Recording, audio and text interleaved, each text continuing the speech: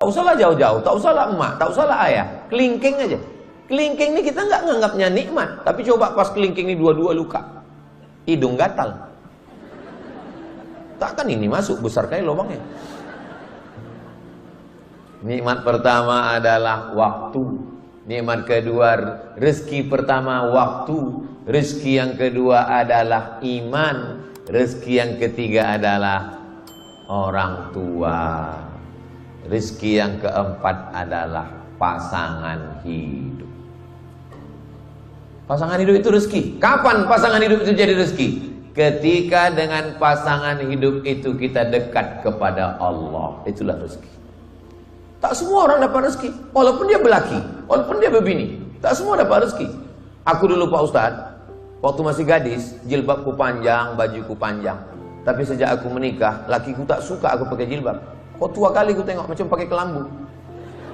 Disuruhnya aku dipotong aku Pak Ustadz, aku pakai celana lijing. Waktu aku umur 8 tahun dulu, itu suruh yang pakai. Menjerit paha tuh Pak Ustadz. Rambut disuruhnya cat 3 warna, merah, kuning, kelabu. Disuruhnya aku pakai tato. Udah laku hitam bertato pula. Itu bukan rezeki namanya. Terus laki begitu, laki apa? Genderuwo. Aku dulu Pak Ustadz tamat pesantren Pak Ustadz. Ayahku baik, emakku baik. Tak boleh aku makan haram. Tapi rupanya Pak Ustadz, entah gimana ceritanya, entah temakan pelet, akhirnya nikah sama biniku ini. Makan haram aja aku dikasihnya Pak Ustadz.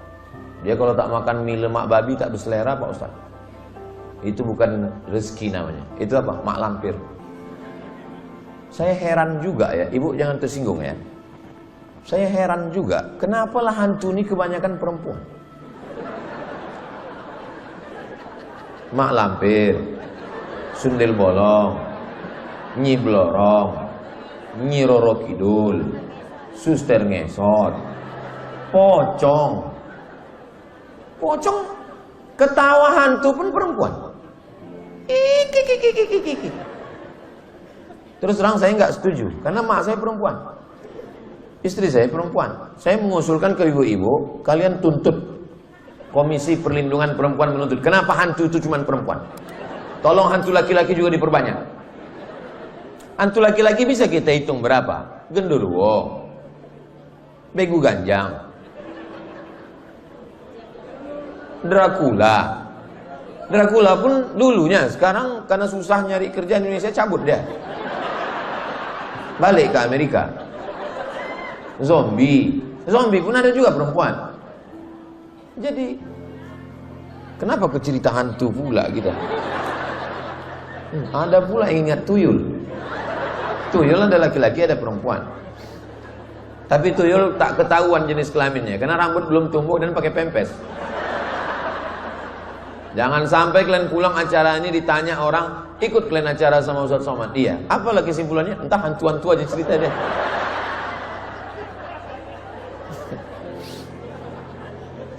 Rezeki yang pertama waktu, rezeki yang kedua iman, rezeki yang ketiga orang tua, rezeki yang keempat pasangan hidup. Aku Pak Ustadz nggak nyaman kali aku dengan biniku ini. Kenapa? Setiap aku pulang ditanya, abang tinggal di hotel mana, hotel syariah apa konvensional? Baju koko yang aku masukkan ke koper kemarin sudah dipakai sholat atau tidak? Kain panjang yang kemarin sudah dipakai sembahyang atau tidak? Itu kolor diganti sehari berapa kali? Duit SPPD, uang tunjangan, uang sipak, uang sundul, gaji dipakai kemana? Kunci motor mana? Pulang sama siapa? Jalan jam berapa? Itu bukan istri, itu security syariah.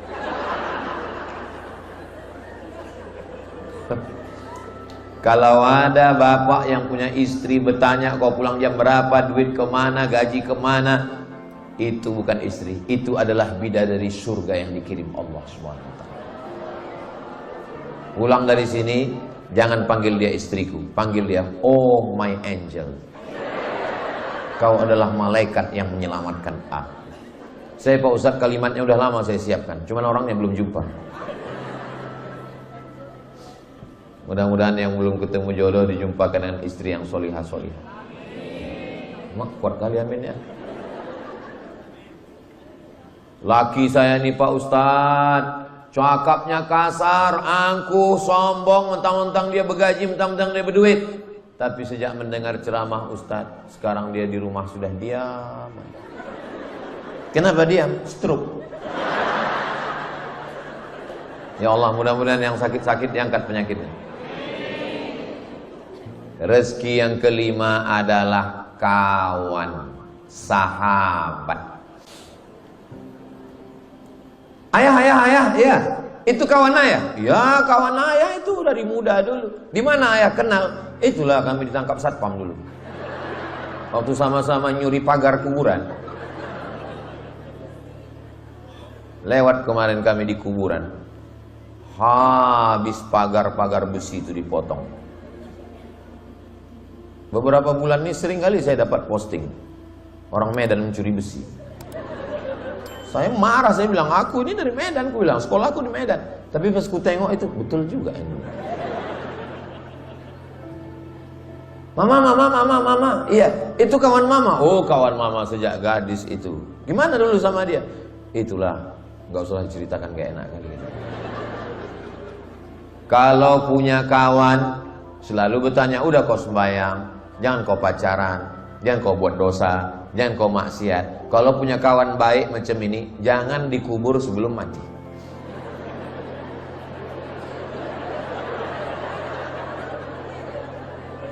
Saya alhamdulillah dalam perjalanan hidup saya ini, saya punya kawan-kawan the best yang luar biasa. Dulu waktu saya sekolah di Muallimin Medan, saya dulu kuliah sekolah tahun 1990, masuk Muallimin Al-Wasliyah Unipa Jalan Sisingamangaraja. Ada satu kawan saya itu tidak mau mencontek, menengok ke kanan ke kiri. Dia kalau ujian fokus saja menengok meja. Rupanya jawaban itu udah ditulisnya di meja semua. Ada. Tapi ada kawan yang tidak mau mencontek, tidak mau cabut, tidak mau bolos, tidak nakal. The best, orang baik. Sekarang kerja di kantor Kementerian Agama. Namanya hafal Quran 30 juz. Namanya Ustadz Mar'i Muhammad. Orang baik. Satu lagi lulus jadi tentara. Namanya Ustadz Muhsin. Baik. Saya kawan itu yang ingat, saya ingat tuh dua. Yang paling baik sama yang paling jahat. Makanya kalau kita mau diingat orang, dua lah. Kalau tidak jadi Musa, jadi Fir'aun. Kalau kawan yang setengah-setengah, payah kita ingatnya. Ingat sama aku, Mat. Ingatlah, kau kan Fir'aunnya dulu. Tapi kalau setengah-setengah dia, ingat sama aku, Mat. Siapa ya? Kayaknya yang abu-abu itu nih. Kadang-kadang jadi Musa, kadang-kadang jadi Fir'aun. Itu payah kita ingat. Kawan. Masa-masa saya susah, masa-masa saya sulit, masa-masa genting, ada kawan-kawan. Itu saya ingat. Mat, kita kan mau pergi naik kapal laut 3 hari 3 malam dari terusan Suez, Mesir menuju Jeddah. Ya, ada kau punya duit? Duitku sudah habis beli visa $300, beli tiket $100 PP ke Kairo, dari Kairo ke Saudi. Nanti kalau kau tak ada duit, ini $50. Bang, simpanlah duit abang itu dulu. Nanti kalau aku udah susah kali tak makan 3 hari 3 malam baru ku pakai. Aku takut berutang. Ada kawanku sampai sekarang. Namanya tak boleh sebut, menjaga kode etik jurnalistik. Jadi besti-besti kita itu luar biasa. Ada kawan-kawan. Orang menang punya banyak kawan. Orang susah punya sahabat sejati. Maka jangan pernah takut susah. Disitulah kita mau menengok mana ujian kawan. Kawan ketawa banyak, tapi kawan bersusah sedikit. Ustadz Somad kan banyak kawan Ustadz. Itu di Instagram itu kami tengok 9 juta. Maksudnya yang belum follow-follow. Itu kawan-kawan di medsos itu nggak bisa kali kita yakini. Itu 9 juta itu setengahnya buzzer.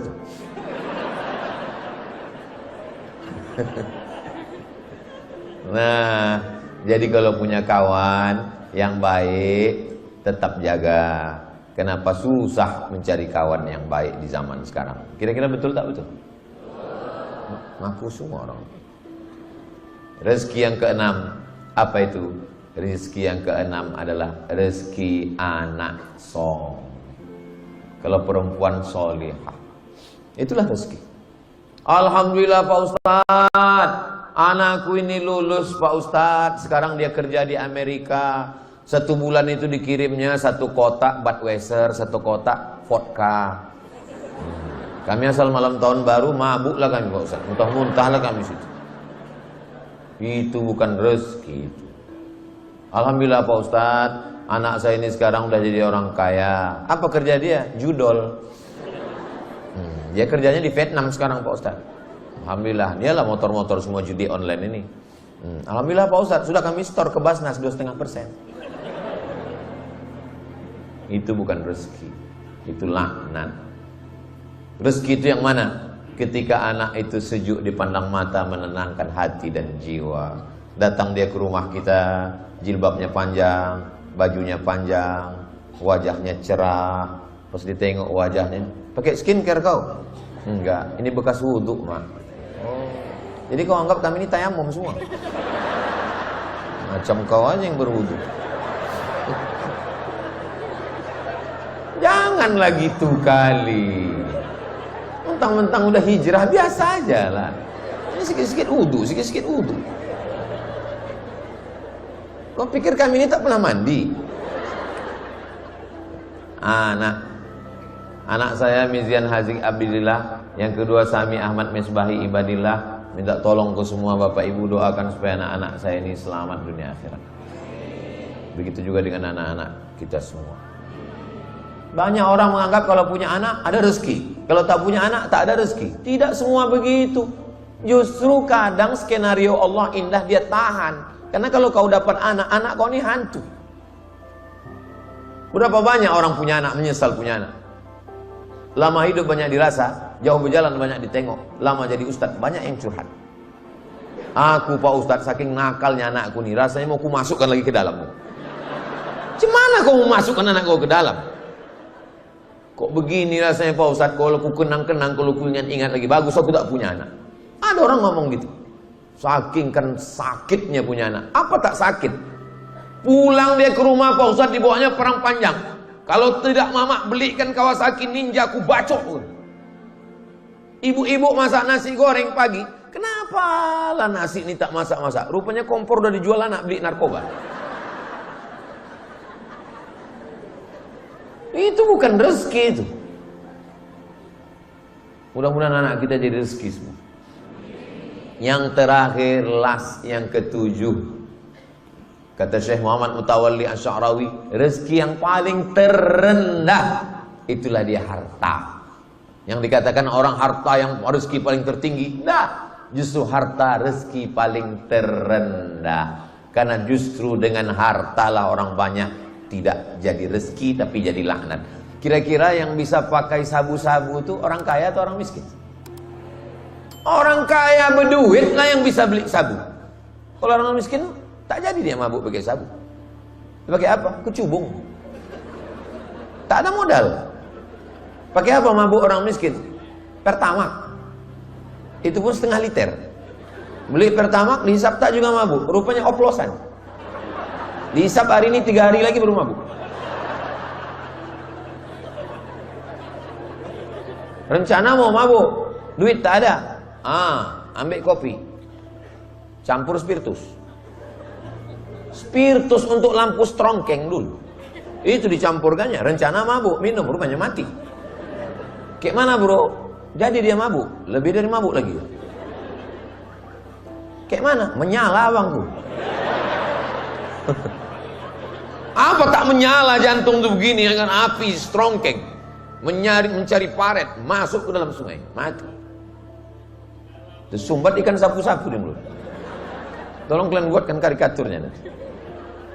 Rezeki adalah yang bisa mendekatkan kita kepada Allah Subhanahu wa taala. Sekarang setelah saya betulkan mindset saya dan mindset kita semua, saya mau ngetes paham atau tak paham. Yang laki-laki diam dulu, walaupun menjawab dalam hati saja. Apakah mobil itu rezeki? Aduh, sedih kali kita kalau udah ngomong 30 menit orang nggak paham.